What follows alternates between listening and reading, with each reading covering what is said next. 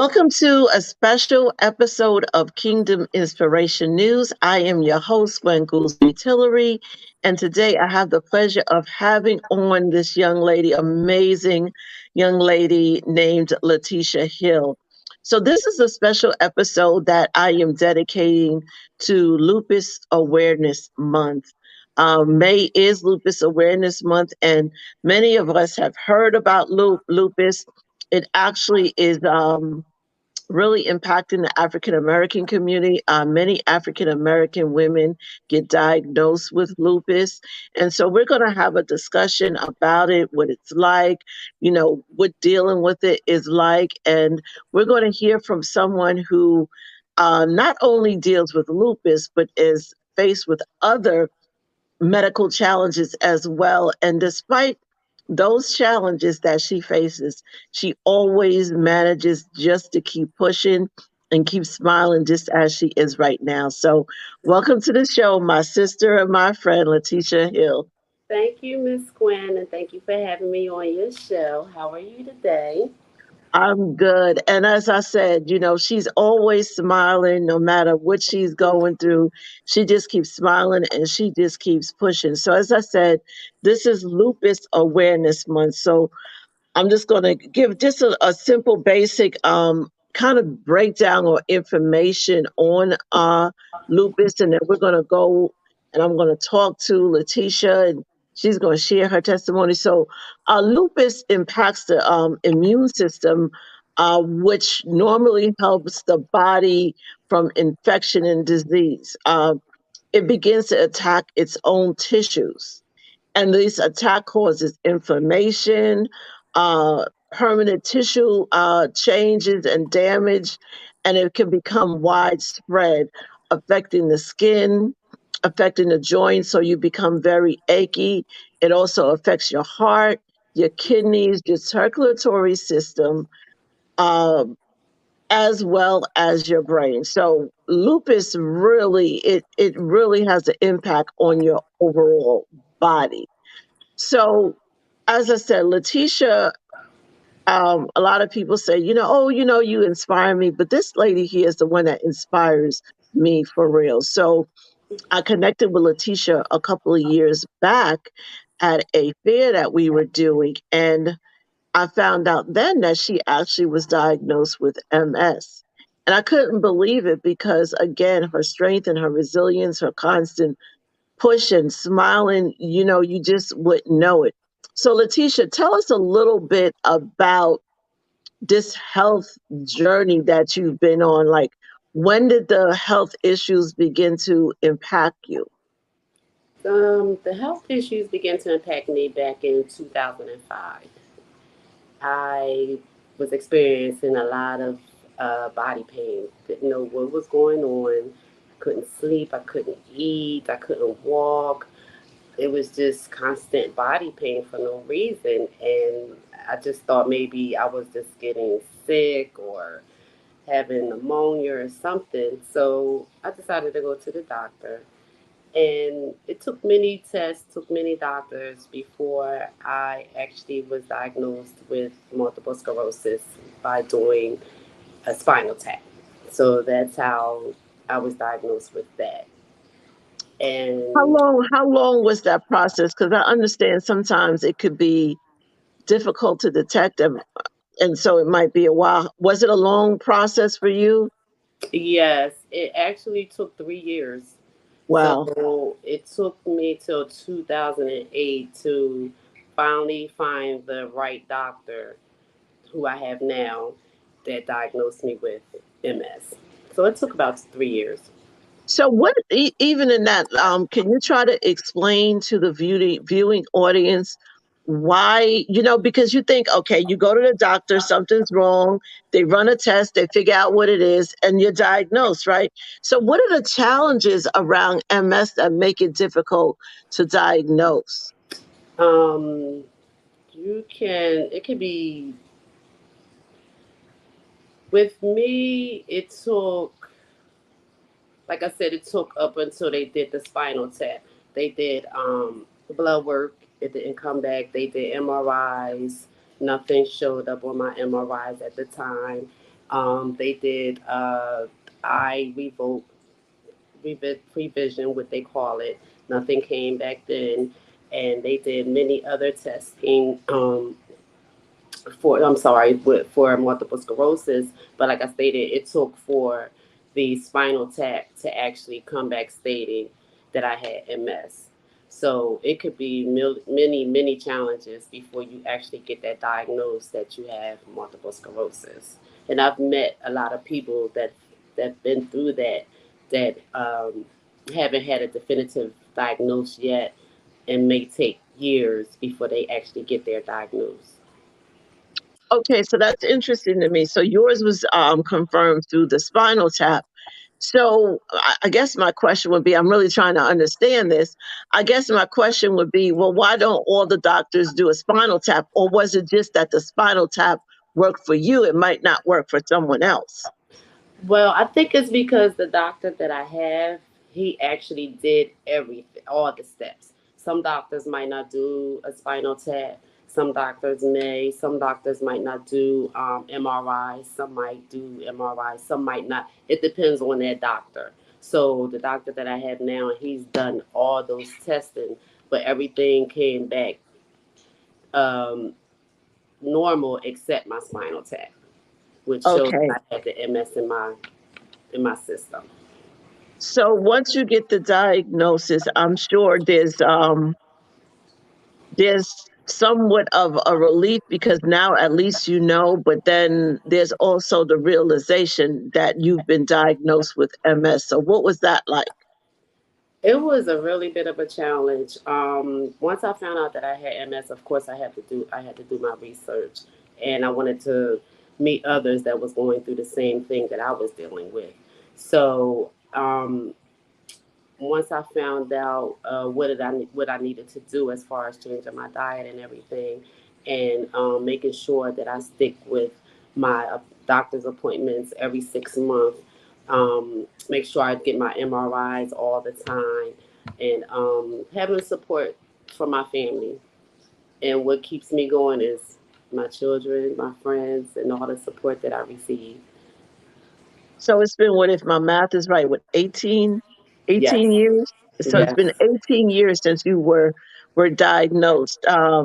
What are some of the challenges that come with MS? Um, you can lose your balance. You can lose your eyesight. You can uh, have many chronic spasms. You can have uh, your appetite may change.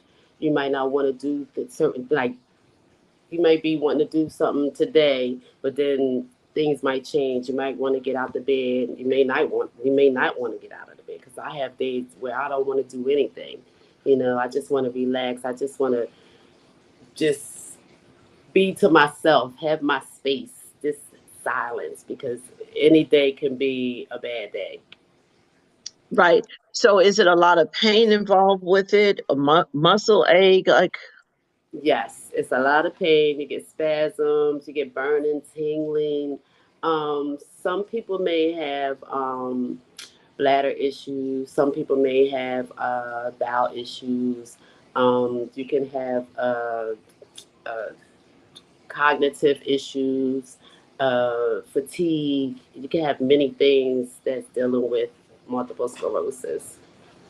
okay, so again, it's been 18 years. There is no cure for it. So basically, it's treated through medication, correct? Correct. And Correct. so, is there something? I know you speak about every couple of months. There's a procedure that you have to go through. Every month I do IVIG, which is a hemoglobin for multiple sclerosis. It's plasma that I receive once a month, and I do it one day, yeah, once a month for 3 hours. Okay, and what does that do? It slows down the progression of my MS, so it won't progress so fast. Okay, okay.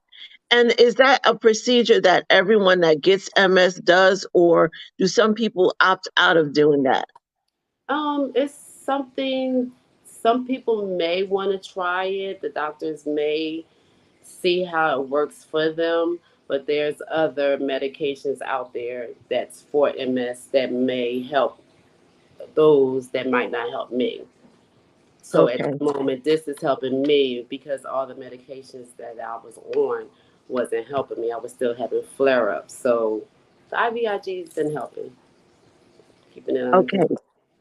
So you get diagnosed with MS. You've dealt with MS. She's not just dealt with MS and now the lupus, but she's had multiple surgeries for other issues. When I tell you she's been through a lot medically, she's been through a lot, but again, she just keeps pushing and she keeps smiling. And that just speaks to how your mindset really dictate how things go in terms of your health. I think one of the reasons you're still, you still look good and you can still do so much is because of your mindset. You just have this unstoppable mindset that you're just going to keep pushing and keep going. So recently now, what made you or what made the doctors even begin to think about lupus? Well, what was going on? Because some of the some of the symptoms are similar to MS. Yes, yes. So how did the doctors determine, okay, this is MS and lupus, and not say, oh, well, maybe we misdiagnosed the MS and it's been lupus all the time? Well, it was kind of my fault because they've been told me to go see a rheumatologist like years ago, but it was just me that just was being stubborn and I didn't want to go see one because at the time I'm like, I had so much going on with everything else. I didn't want to I felt like I had too many doctors at the time, and I didn't want to add on another doctor, and I didn't want to have that stress on me. So when I kept having all the burning, the tingling in my legs, and I barely could walk, and I kept being fatigued all the time and having headaches, I decided to go this time, and which was last year of 2022. And when I went in July, they did the testing, my blood work, and it came back that I had lupus. And they said I had it for a while. So for a while, I don't know how long, but yeah, I've had it for a while. So since they put me on the medication, which I take the hydrochloroquine, it it has it under control now. So I'm not as fatigued and all the pains that I was dealing with. I don't have that pain anymore. Okay, so we talked a little bit about what it does. So what is so you mentioned you have pain. What are some of the issues associated with lupus? The same like we said with MS, they both mirror each other. So it's like really no difference. I really don't see any difference. But when I speak to others that have lupus, I hear that it affects their heart. People in the hospital for lupus, like it really, really tears them apart. But I haven't experienced that. The only experience that I've had was fatigue and my legs being weak and spasms and the burning and the tingling. That's the only thing I had issues with. Okay, so again, now is something else that you're dealing with, but you still keep pushing. I think it was about 4 years ago, maybe 4 years ago, 5 years ago, you actually started your nonprofit. And what is that geared towards? My nonprofit, I started out um, specifically for multiple sclerosis. It's called Letitia Cure MS Association. And once I found out I had MS, I wanted to start my own nonprofit so I can help spread awareness, um, uh, give out resources, help people in my community that has the same thing that I have as far as multiple sclerosis. And then after I found out that I had other chronic illnesses, I brought in my nonprofit out to broaden out and to others as far as lupus, MS, aneurysms, chronic pain, um, neuropathy. so that way I can help spread awareness, help in the community, give resources, and be there to tell my story, share my story, in hopes that it'll put a smile on others' faces. So you said chronic illnesses. What do you think one of the biggest misconceptions might be around chronic illnesses? Um, I think people don't take chronic illness serious. That they don't take it seriously. Yes, I yes, agree. yes. People don't take. They see, they hear you, but they don't take you serious. That's how I Yeah, feel about it. yeah, especially for especially I think about like those chronic illnesses, those illnesses that don't you can't necessarily see. Hmm. It's not apparent when you look at the person. So you look at Letitia and again, she's always smiling, she looks good. You would not understand the amount of pain and the amount of surgeries and all the things that she's gone through. So I would definitely agree with you that many people often don't understand the struggle and the pain and the trials of dealing with chronic illness because again, it doesn't have a certain look to it. That. When if I say to someone, I'm technically disabled, they're looking at me like there's nothing wrong with you Hmm. because they're looking on the outside. They That. don't understand like as I sit in this chair right now, my shoulders and my neck, it's so tight and I'm in excruciating pain. Um, but again, you look at someone and you don't know that. And I think that that's one of the things in terms of getting out the word is that just because we don't look a certain way doesn't mean that we don't have our challenges that we face. And some days, like you said, are great days. I've been having some good days, but there are still some days where the pain can be pretty challenging. One of the reasons I tell people I'm ready to get out of New Jersey. I need to move someplace warm because the cold weather, like it just does something to my body. I feel like the cold like literally goes through Yes. my body. And I'm sure you can identify with that.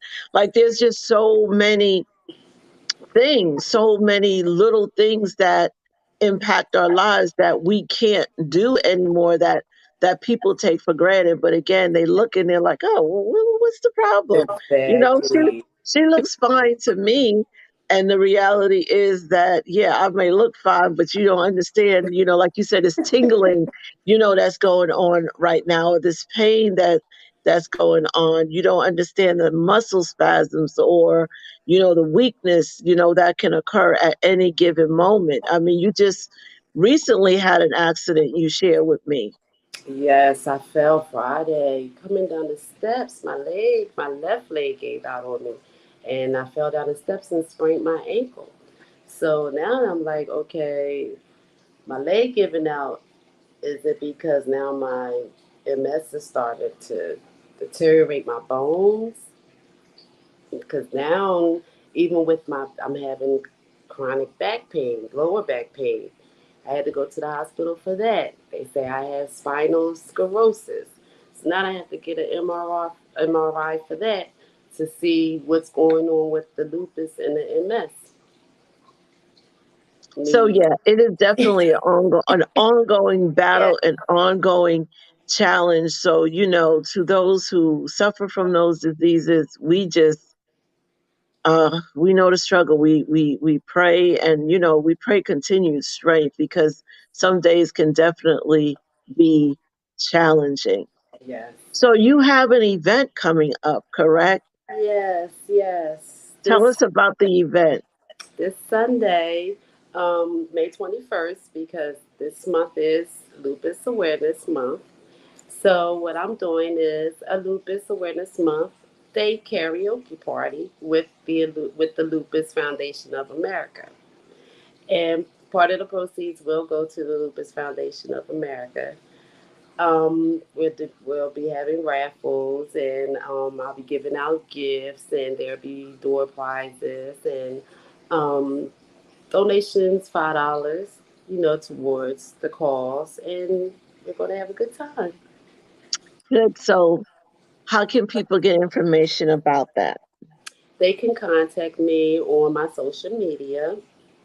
On Instagram, I'm Letitia underscore Hill 53 or Cure MS 43. On Facebook, they can hit me on Facebook under Letitia Hill. And I will spell that for you because my name is hard. People can't never find me. And that's spelled Letitia. And last name is Hill, Hill. So, yeah, so not only can you get in touch with her regarding this event, which will take place in Camden, New Jersey, Yes. correct?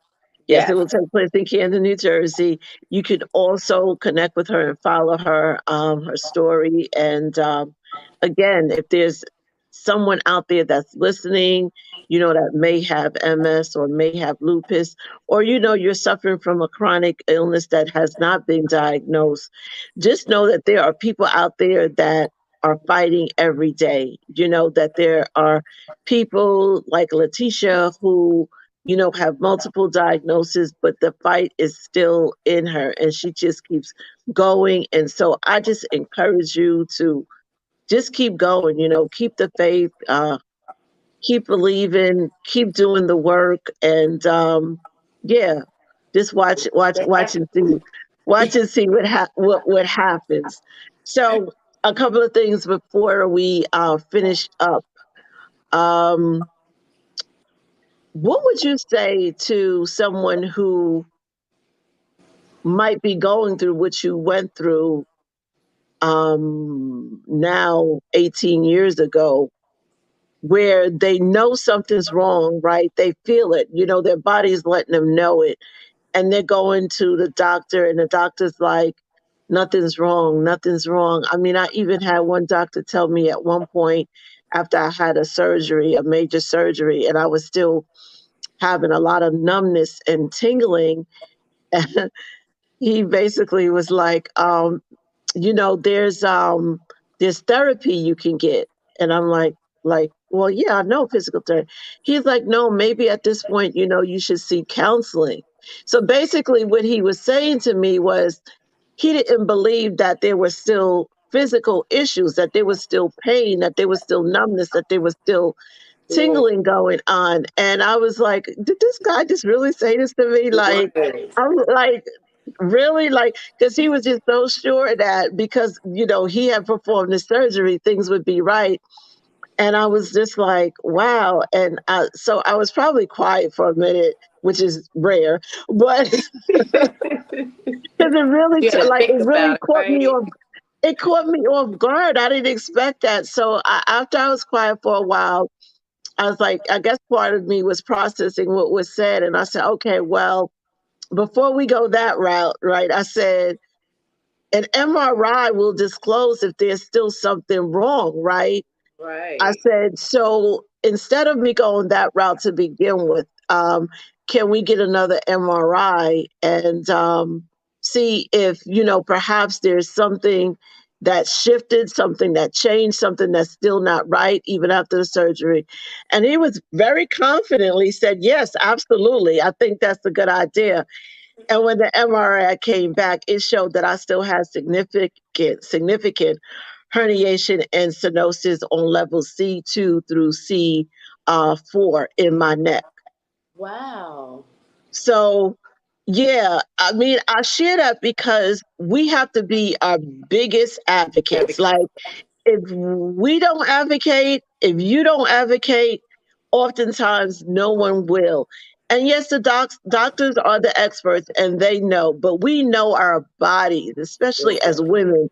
We are in tune to our bodies. And so what would you say? I kind of just said what I said. Like I was like, no, I know something is wrong, and we're going to figure out what's wrong. So, what do you say to that person who's, in that situation where the doctor's like, yeah, I don't think anything's wrong.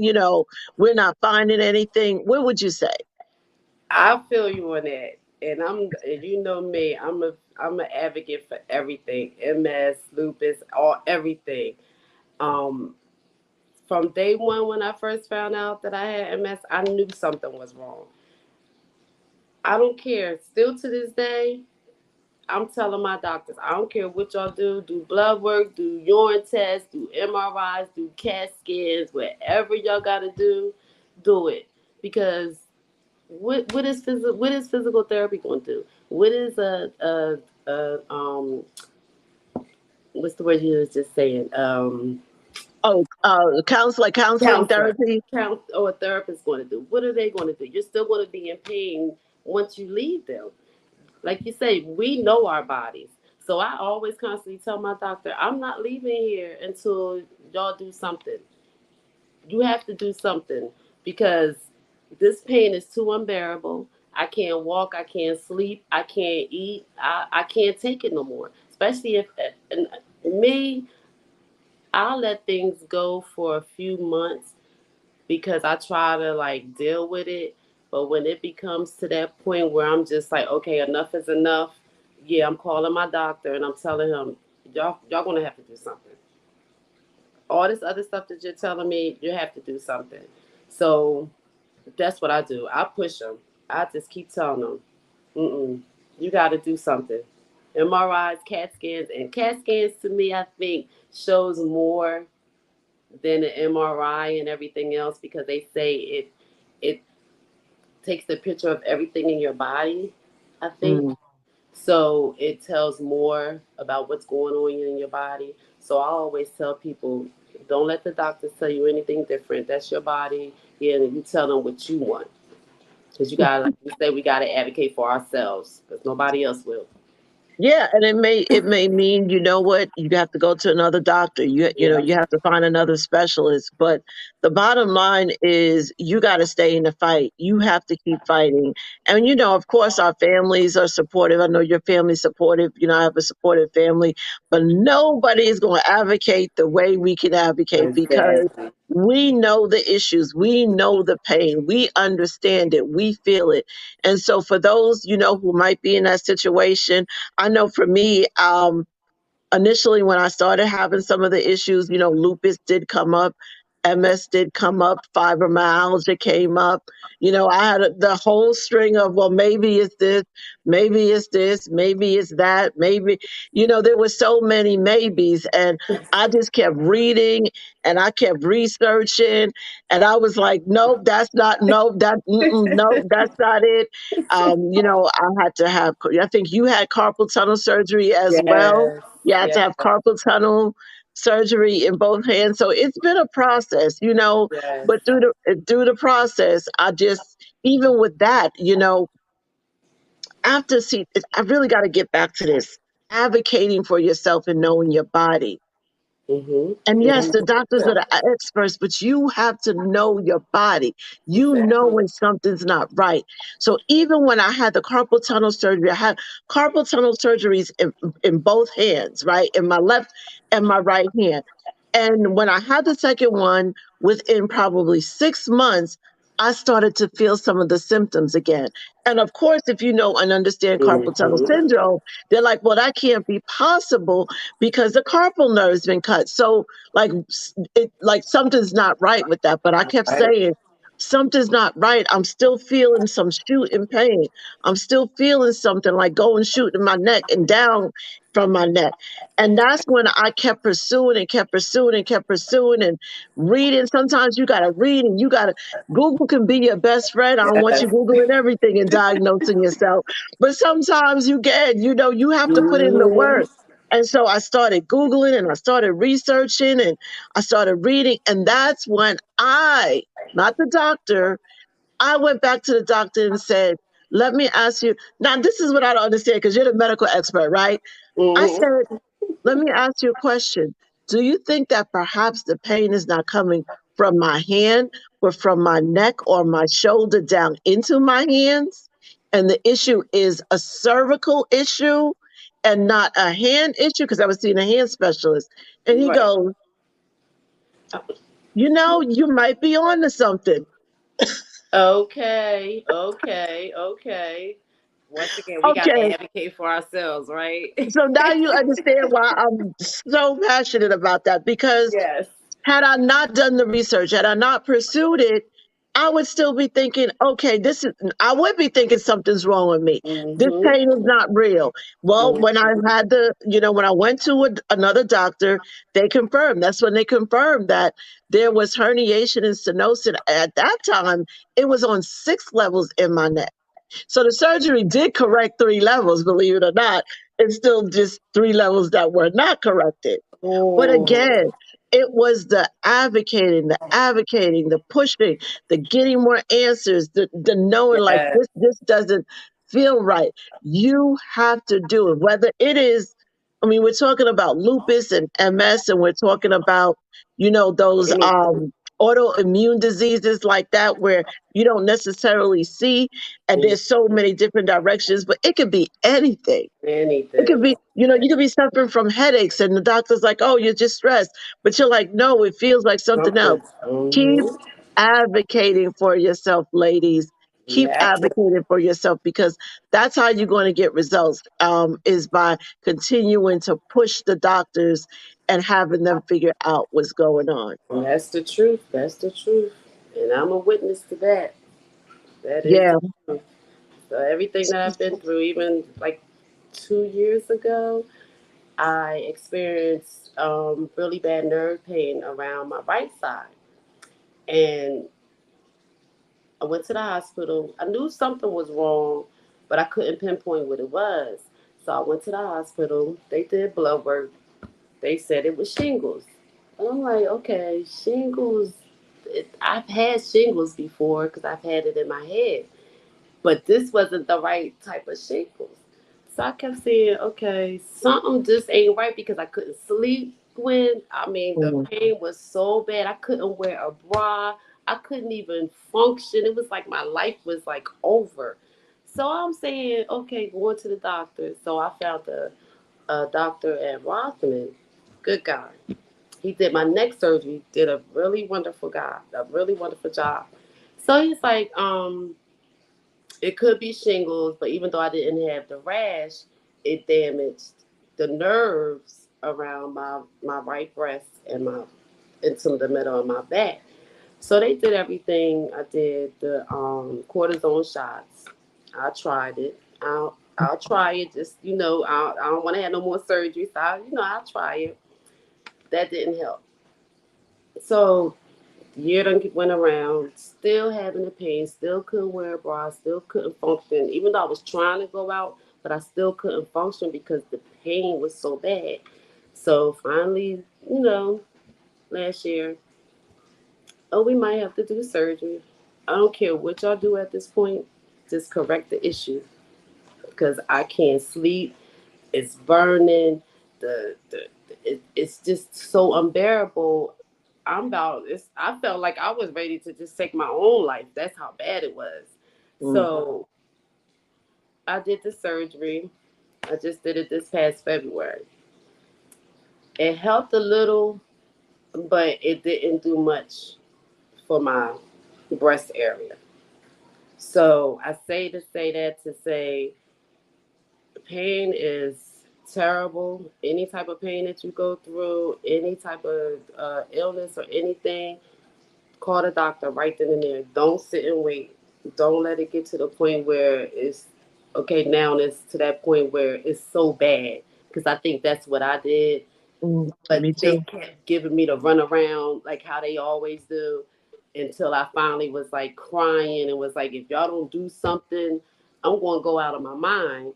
And I'm I'm still recuperating from the surgery, but trying to put a bra on, I can't do. I have to wear a sports bra.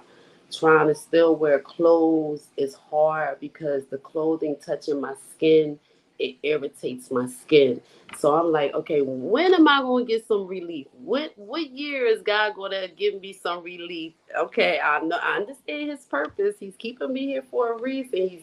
He wants me to tell my story, share my story, and help others here in this world. But when am I going to get a break? When am I going to get a break? And listen, I pray you get a break because, like I said, from the time we connected, she has been through so much, but she really is what I would call a true inspiration. And Yeah. because she just, again, that smile that she has, I have never seen her, no matter what she's going through, and she's not smiling. She's always smiling. She's always trying to remain positive. She's always trying to push through. So for those of you who again, might be struggling, she is an example of someone who has been through a lot, yet her faith has not been shaken. You are still her faith is still so strong in God and her purpose and fighting. And so I just honor you as always. I just Thank you. applaud you. And I just say, keep going, keep pushing, because you truly are such an inspiration to me. And I know to so many others. So before we end, as I do with all my guests, I want you to share something empowering, something inspirational, something encouraging, whatever God lays on your heart to share with the people that might be watching. Don't give up. Never Mhm. give up. Keep pushing. Don't take no for an answer. Advocate for yourself. That's it. Don't give up. She is the perfect example of that. So once again, please share with the viewers how people can find you. They can find me on Instagram and Facebook under Letitia Hill or Letitia underscore Hill 53 or Cure MS 43. All right, there you go. There you have it. Hopefully, this interview, my goal was to give people kind of an inside look as to what lupus was like, what it's like living with something like lupus, because again, you see the person and they, may not look like they're going through anything, but it is a very trying disease. So I wanted her to be able to come on and share her story, just to inform and to educate, but to also inspire. And she ended with that: don't give up. So no matter what situation you're in, whether it be medical or financial or something else, don't give up, because if Letitia can keep pushing, so can you. So I thank you for tuning into this portion of Kingdom Inspiration News. Thank you. This is Minister Gwen Goolsby Tillery. I am the host of Kingdom Inspiration News, and I am coming to you with a special segment today that is focused on mental health. As some of you may know, May is Mental Health Awareness Month. And every year I try to make sure that I give information that can educate and encourage and hopefully change someone's attitude as it relates to mental health. My background is in education and mental health. I actually was in education for a significant amount of years, and I found that a lot of the students that I was requested to service as a case manager were suffering from various mental health issues. And I decided to go back to school to pursue mental health again. Let me back up a little bit. I originally had an interest in mental health because my BA is actually in psychology. I knew that I wanted to go into education, and so I pursued education. And I actually majored in psychology and minored in education. And so, psychology and mental health has always been an area of interest to me. But I kind of backed away for several reasons from mental health when I first finished school. But as I get, again, as I explained, as my career in education evolved, I found myself over and over again coming across the need to have a better understanding of mental health and how to most help not just my students but families overall. And so I went back and I pursued a degree in mental health. And so May, as I said, is Mental Health Awareness Month. And although for many of us, we do understand mental health in a better way now than we did maybe 10 years ago, but there still continues to be somewhat of a stigma that is attached to mental health. particularly still in the African American community as well as in the church community. And so, with this is my small effort to be able to continue to shift the narrative and change the understanding of mental health and understand that it is a real issue, it is a serious issue, and that it is something that we need to address ongoing. So I just want to start off by first telling you that mental health, as I said, is a real issue. I'm going to give you some statistics in a little bit to let you know just how much of an issue it is and just how much of a concern it is. These are numbers that are not from 2020, not even 2022. They're numbers that I'm going to give you that come from 2020. But you can understand that based on these numbers and the information I'm going to give you, it's a real issue. And so, first, I want to let you know that yes, mental health is a real issue. The next thing I want to let you know is that just like we may develop some medical issues, some physical issues within our body, and we would go and seek help, we would address it. It's the same thing for mental health issues. So I want to let you know it's okay not to be in a good place as it relates to your mental health.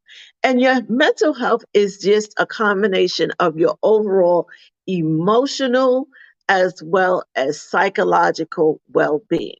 So if you are not well in that area, it's okay. We all have our challenges. We all have our times when we're feeling a little bit down, we're just not feeling good. It's okay. It is okay not to be okay. But let me tell you what's not okay. What's not okay is to know that you're not okay and do nothing about it. Let me say that again. What's not okay is to know that you're not okay and not do anything about it. And so that's what I want to impress upon anyone who might watch this more than anything else is it is okay to seek help. I don't care what your title is. I don't care what your position is. I don't care how much money you might be making. Because if we pay attention, we'll see that titles don't matter. Because in recent years, we've had men of faith that have taken their lives for various reasons.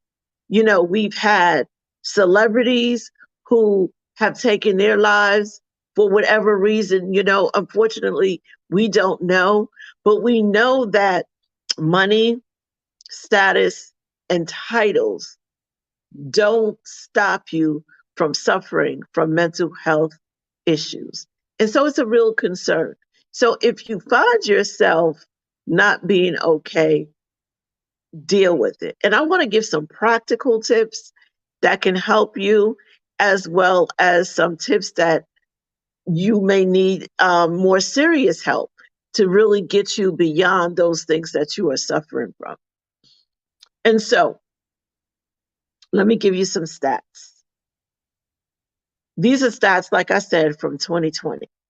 And the numbers actually are not declining. Well, I'll say this. The number the numbers are not declining. No, I'm going to just say that.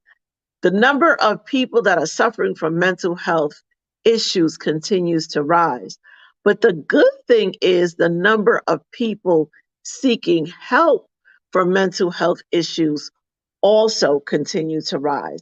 And that's a good thing. That's an indication that people are beginning to understand that it's okay to seek help in the area of mental health.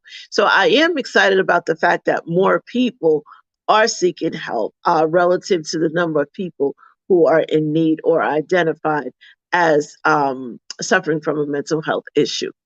And so depressive symptoms grew from a base of 193 million to 246 million people worldwide in 2020. That's a lot of people suffering from mental health illness. And again, that was worldwide, not just within the United States. But I wanted to give that statistics because some may be thinking that, mental health is just an issue here in the United States because of all the stuff that we've had to deal with politically, socially, all the things that go on here. But mental health is an issue across the world. Okay. In 2020, 21% of US adults experienced a mental health condition. Now, that may have been something serious or something on the milder case.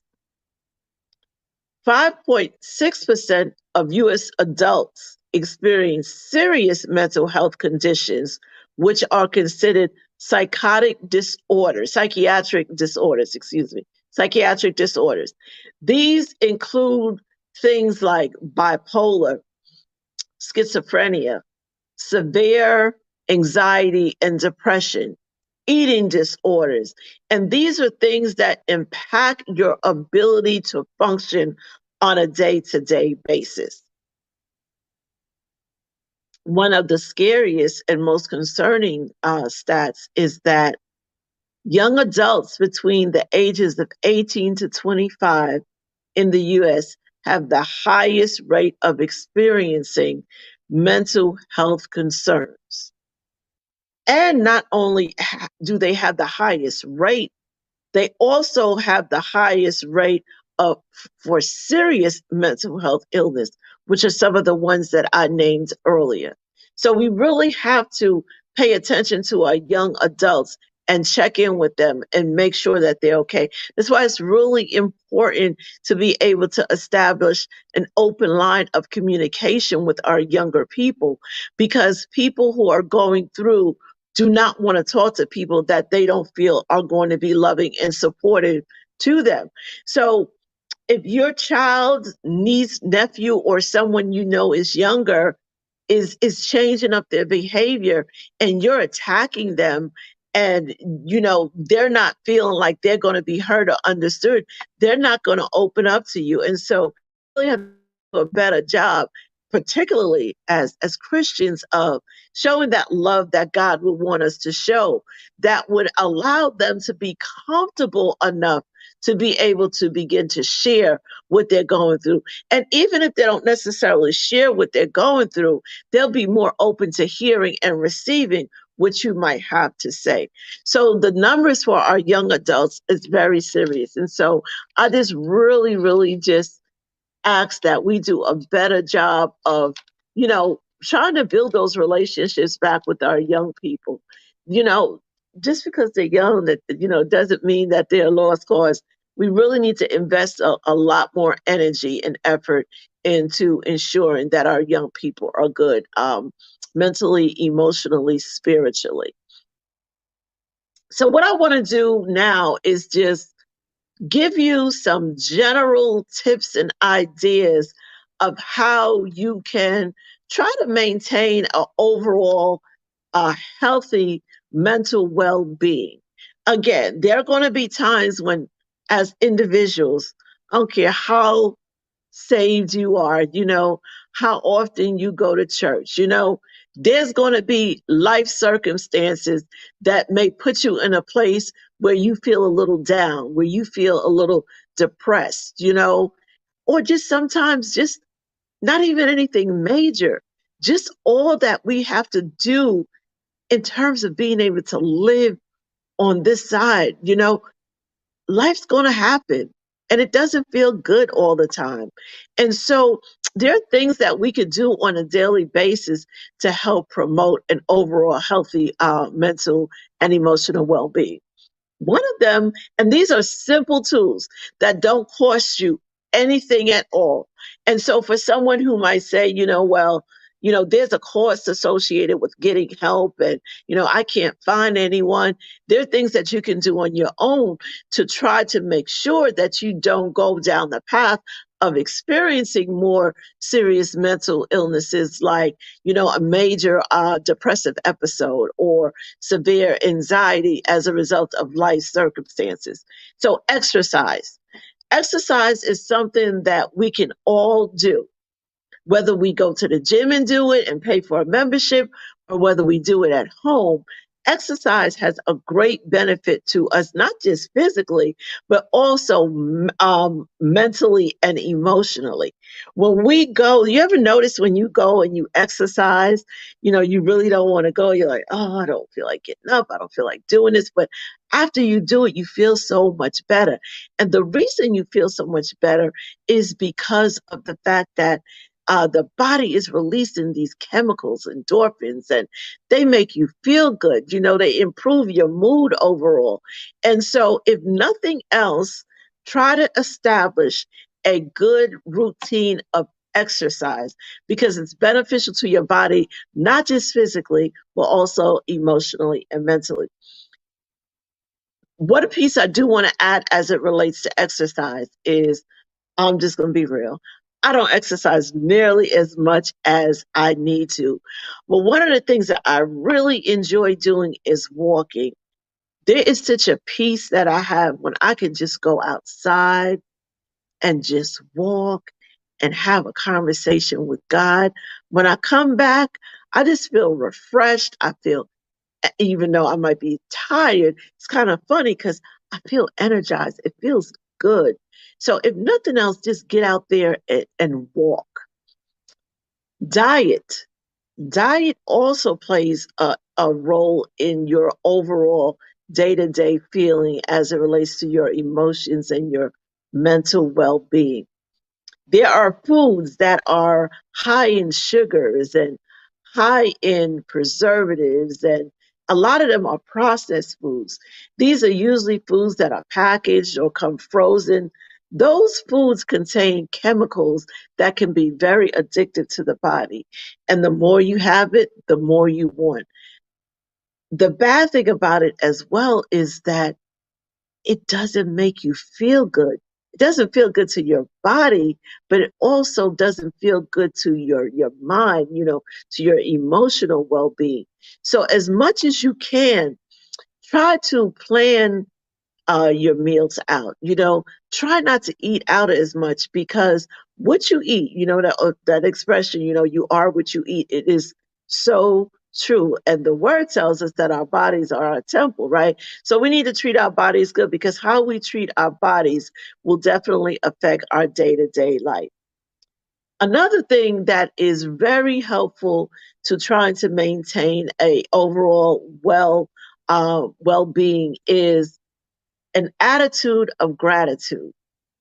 So I've always, said that, I know gratitude affects how we feel, but recently, as I've been doing these talks on mental health and just giving tips, I went and actually researched. And what I found out was that gratitude has a direct correlation on our overall well being. In fact, one incidence of feeling gratitude about something decreases your levels of depression significantly. So just imagine what happens if we stop focusing on the things that aren't necessarily right, but we really begin to focus on the things that are good in our lives. And, we just began to really be thankful for what we have. It would change our perception of things. It would make us feel so much better. So, developing an attitude of gratitude can also help with your overall mental well being. I'm going to put these two more things out there, and then I want to just speak to more serious mental health issues. Prayer. You know, sometimes, a lot of times, prayer is not necessarily about changing the situation, but it's about us changing in the midst of the situation.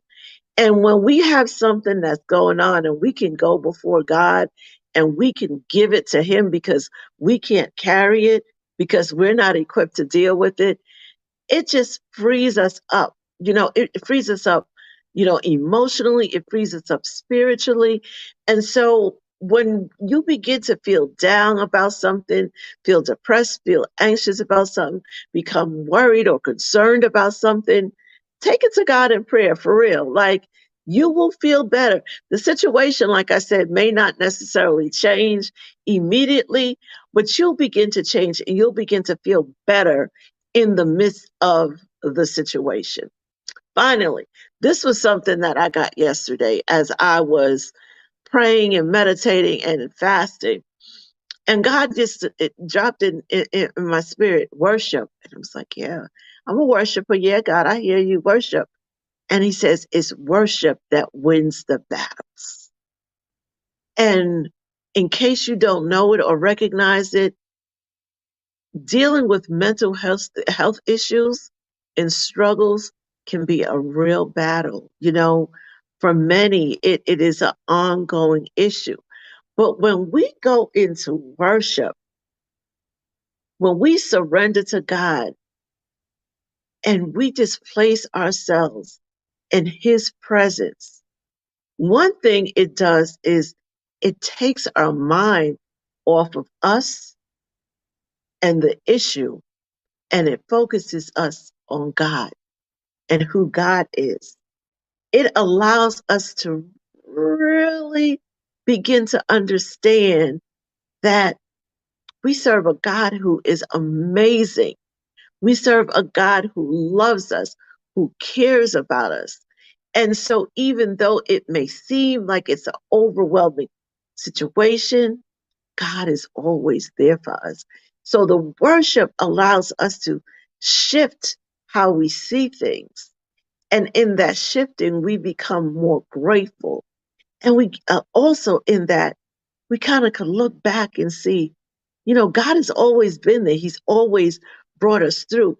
And it gives us a greater sense of hope because the reality is that for many people, one of the reasons they are feeling depressed and feeling anxious, and for those who even go on to take their lives, commit suicide, is because they've lost hope. And when we put our faith in God, we don't have to lose hope because we know that God is able. So just worship. Go to God and worship Him and thank Him. Have that attitude of gratitude, and your situation may not necessarily change, but you'll begin to change in the midst of the situation. So as I begin to wrap this up, those are just some basic things that can help you to maintain an overall mental wellness, to be good mentally and emotionally. But then there are those times when you will have to take it a little bit further. You will have to seek help. So if you're suffering from suicidal ideation, meaning you're thinking about taking your life, it's gotten that bad, seek help. If you have been suffering from depression, you're not showering, you're not doing the things that you used to do, you're in your bedroom, the lights off, you're just depressed and feeling down all the time, and it's been months, you need to seek help. If you are anxious to go out or anxious about things and you're finding that the anxiety levels continue to increase instead of going down, seek help. If you have ongoing feelings of sadness or hopelessness, seek help.